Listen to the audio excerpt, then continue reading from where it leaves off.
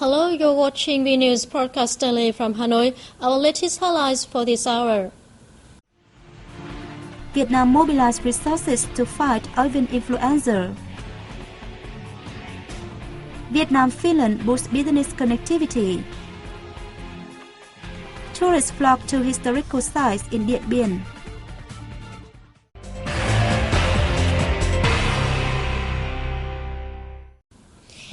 As the H7N9 avian flu virus continues to spread in neighboring China, on May 6, Vietnam called on international partners to help mobilize resources to cope with the epidemic.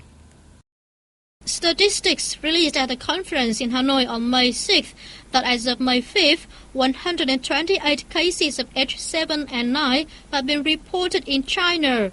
Among them, 27 patients have died, 26 have recovered, and 75 others are being treated. The Health Ministry again confirmed that no cases of the virus have been recorded in Vietnam, either in humans or poultry. It added that there is also no evidence that the virus can be transmitted from human to human. However, the ministry has asked the whole healthcare system to be alert to the possibility of the virus entering Vietnam. It asked concerned parties to strengthen supervision at border gates. Another supervision program on poultry is also being carried out in northern provinces. The World Health Organization and the Food and Agriculture Organization in Vietnam said they will actively support the Vietnamese government's measures to cope with the virus. They stressed that although the virus has not yet been recorded in Vietnam, early detection plays an important role in the fight against epidemics. A regional workshop on social security and maternity protection for female workers, laws and practices in ASEAN took place in Hanoi on May 6. The event was part of a cooperative program with the German Political Institute, FES.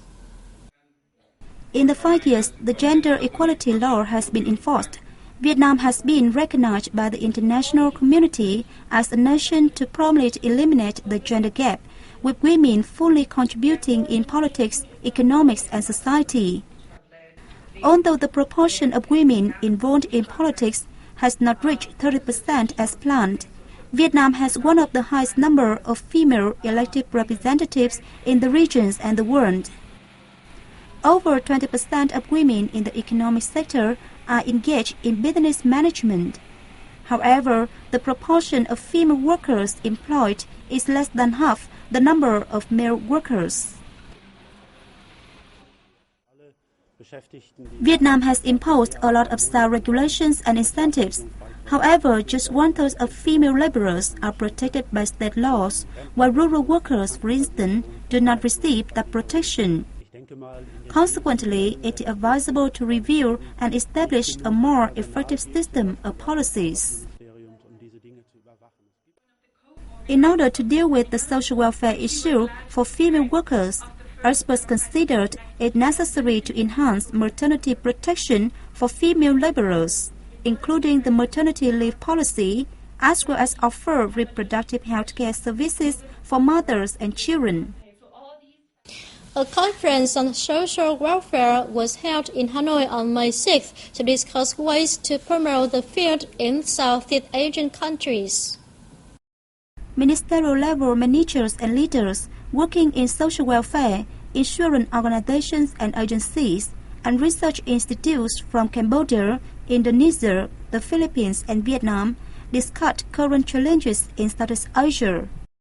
They look to improve a social security expert network between the regional countries and Germany by establishing an interdisciplinary dialogue forum.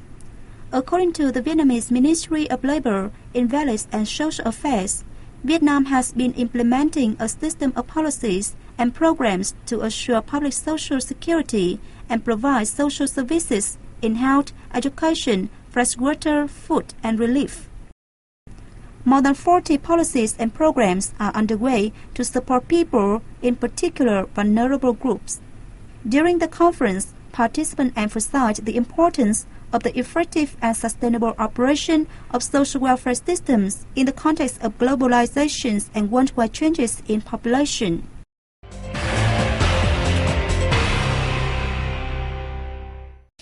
Vietnam's export of seafood was estimated at $464 million last month, bringing its total earnings in the first 4 months of the year down to $1.7 billion, 4.6% lower than the same period last year.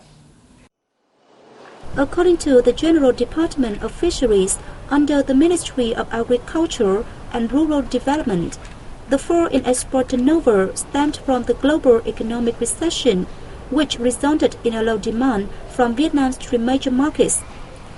Specifically, seafood exports to the U.S., the Republic of Korea, and Japan experienced a decline of more than 4%, 24%, and 6% respectively.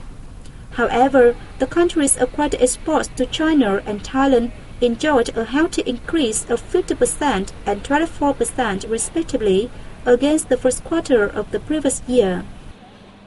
Traffic exports from the Mekong Delta localities of Bến Tre, Vĩnh Long, and Cần Thơ were restricted by protective tariff barriers in foreign markets. Therefore, it is advisable that seafood businesses pay due attention to food hygiene, which is regarded as the leading factor in aquatic export activities.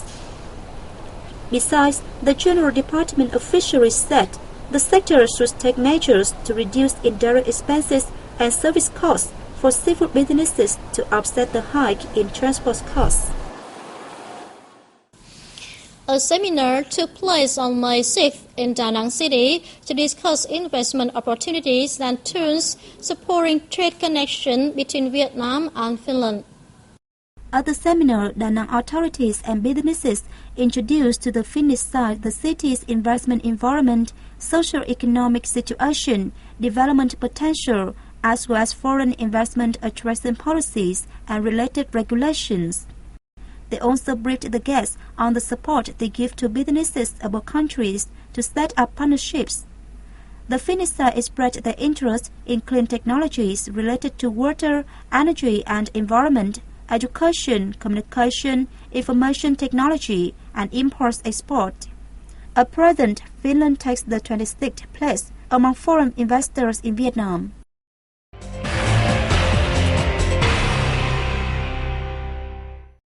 On the occasion of the 59th anniversary of the Dien Bien Phu victory on May 7th, the northern mountainous province of Dien Bien is enjoying a sudden increase in tourist numbers, especially to its historical sites, a positive sign for the province's tourism sector. This is Dien Bien Phu campaign headquarters in Mường Phăng Commune, Dien Bien district, where courageous Vietnamese soldiers fought and won the 55-day battle that lasted from March 13 to May 7 in 1954 against French colonists under the leadership of President Ho Chi Minh and General Võ Nguyên Giáp. Most tourists first stop at General Giap's shack, where 59 years ago the commander-in-chief made difficult but clear-sighted decisions that contributed to the historic triumph. The Dien Bien Phu victory on May 7 put an end to the French colony in Vietnam and Indochina. It has international significance as it served as a bright example of national liberation for colonized nations worldwide. Visitors are also interested in other historical sites such as A1, C1, C2, and D1 hills and the country's bunker. I think young people who live in peace should visit these historical sites, along with learning through books, to understand more about the country's history. Dien Bien Phu Campaign Complex is home to nearly 40 historical sites that have received recognition as special national relic sites. According to a representative of Dien Bien Province's tourism sector, the increase in the number of tourists to the province is thanks to the industry's effort to promote Dien Bien's image to both domestic and foreign visitors.